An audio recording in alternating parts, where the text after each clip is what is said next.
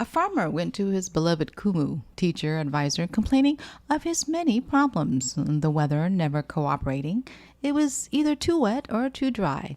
The pests, if not aphids, then fungus. His partner got on his case about how he hasn't given her enough attention and affection, and his children weren't as grateful to him for all his hard work he's been putting in day and night trying to make ends meet for the family. And on top of it, his neighbor is about to outprice him from the market. He waited patiently to hear Kumu's solution to his manifold issues.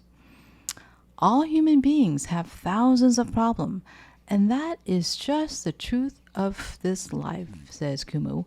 While you may solve several problems today, several others will take their place.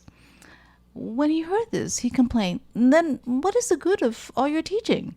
The Kumu replied, "My teaching can't help you with the 1,000 problems, but perhaps it can help you with the 1,001. "What is that?" the farmer inquired. "The 1,001 problem," Kumu responded, "is that you don't want to have any problems." We all have things that annoy us. Tractors breaks down, fences collapse, needing replacing.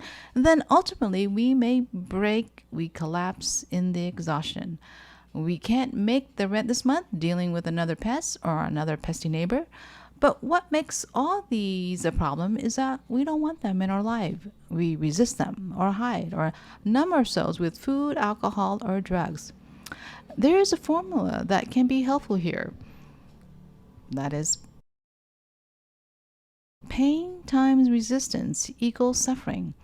So let's say you have a stomach pain, and on a scale of 1 to 10, the physical pain is at a 6. So that's 6 degrees of suffering. If you resist that pain, and let's say you don't really want to feel that pain, so it's also a 6 on the resistance scale, then now the pain is 6 on pain times resistance times 6. That's 36 degrees of suffering, which is 6 times more suffering than that's been added to the physical discomfort of the stomach pain. This resistance is mental pain. Anything we don't like, we call the exterminator. Roaches, rats, call the exterminator. This is not fair. This shouldn't be happening. Exterminate. Ill will is the mental exterminator. How many pests in your life will you exterminate before you become happy and content? If you exterminate too much, you become a pest yourself to someone else. So what should you do instead? A balm to any painful experience. Accept.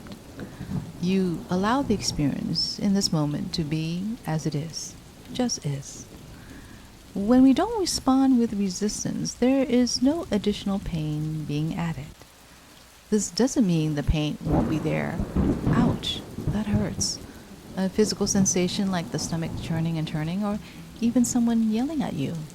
It's just now that you don't also have the additional emotional or cognitive pain of resistance on top of the original discomfort. When we resist, we push away and tense up. We agonize and ruminate. This uses up energy that otherwise is not available for clear problem solving. Instead, we can meet this challenge with an attitude of allowing and curiosity. What is this moment teaching me? Patience? Persistent? Grit? Forgiveness? Acceptance doesn't mean agreement. Someone hurling nasty words at you doesn't mean you agree that that is the correct form of communication. A policy that's unfair doesn't mean you support it and don't do anything about it. Acceptance means you recognize, yep, he or she is yelling at me, and that is painful. And for that person too. Yeah, this policy is adding a lot of needless stress to farmers.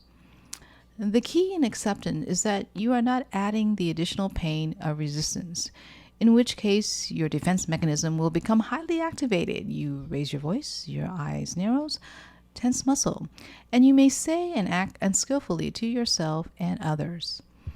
There's more of a mind budget in a calm, peaceful mind that you can draw from to deal with a challenge.